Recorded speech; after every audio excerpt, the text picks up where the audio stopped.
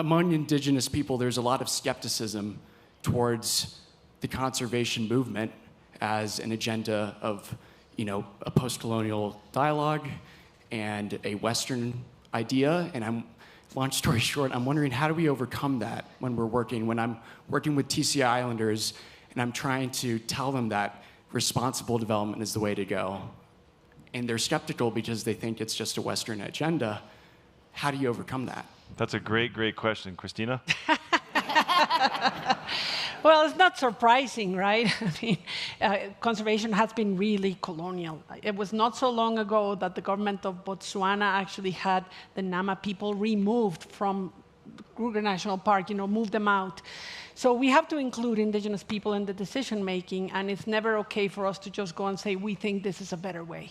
Canada is a great example of how this is working in a really important way, just giving the power to Indigenous people to make their own decisions. What is it, Klemtu, the Kitasoo-Heiheis people, they just declared their first Indigenous-led marine protected area.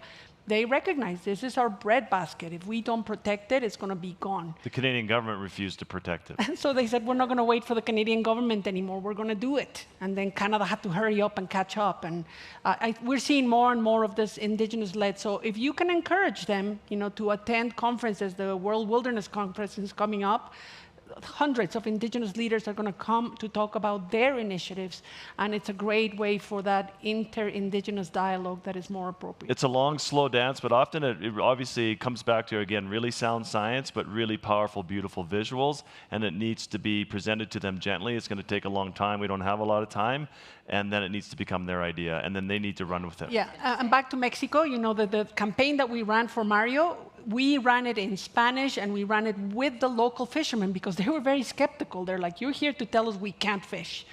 And so it took many years of sitting down, dialogue, talking. I mean, it's long trudge. Good luck. Yeah.